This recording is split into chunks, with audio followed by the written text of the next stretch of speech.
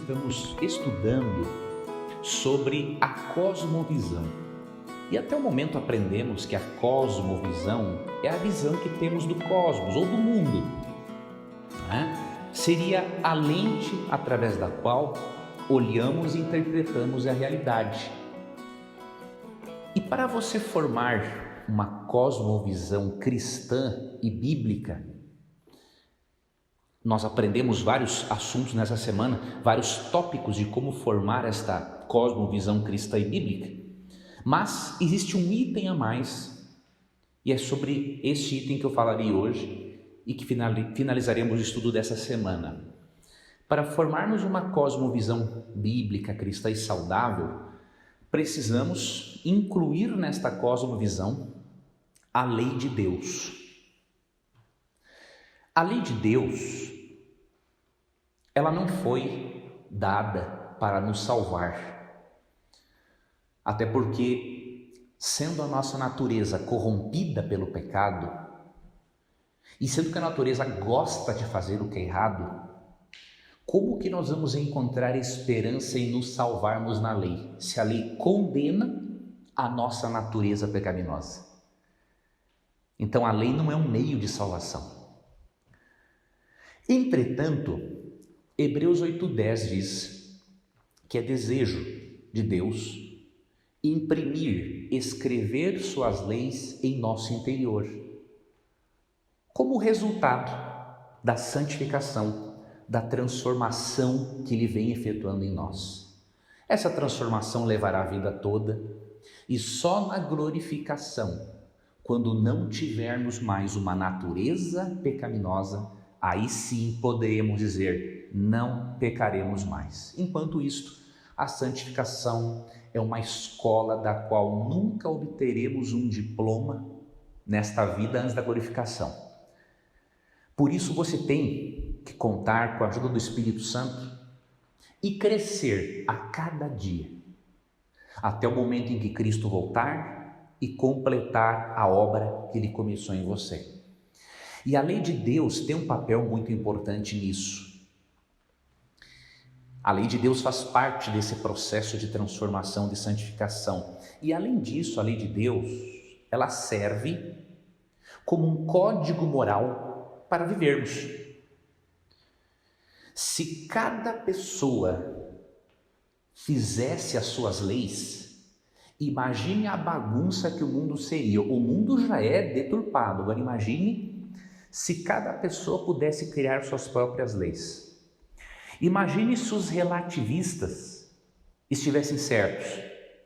Por exemplo, se cada pessoa criasse o seu próprio código moral ou se cada pessoa criasse o seu próprio código de trânsito. Viveríamos num caos. O relativismo, além de ser absurdo, é totalmente contraditório. Por isso, Deus nos deixou um código moral resumido nos 10 mandamentos para nos guiar, para nos orientar no caminho certo. Eu recomendo que você leia Êxodo capítulo 20, para que você perceba que este código moral nos ensina a amarmos a Deus e também a amarmos o próximo. Se você atentar, os 4 primeiros mandamentos nos ensinam como que nós amamos a Deus, como que nos relacionamos amorosamente com Ele.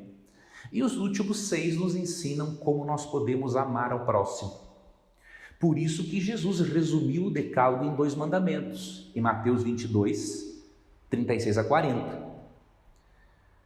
Porque os 10 mandamentos se constituem num código moral dado pelo Criador, para que o ser humano não viva de qualquer jeito ou do jeito que bem entender. Deuteronômio 12:8 diz: não procedereis em nada segundo estamos fazendo aqui, cada qual tudo o que bem parece aos seus olhos. Ou seja, é muito importante que nós não façamos as coisas por nossa própria conta, mas que nos guiemos através de um código moral dado pelo Criador. Mas para você fazer isso, você precisa, obviamente, ter uma cosmovisão cristã, cosmovisão bíblica. Se você for adepto, por exemplo, do ateísmo ou do relativismo moral, não vai fazer sentido, né, para você seguir um código moral.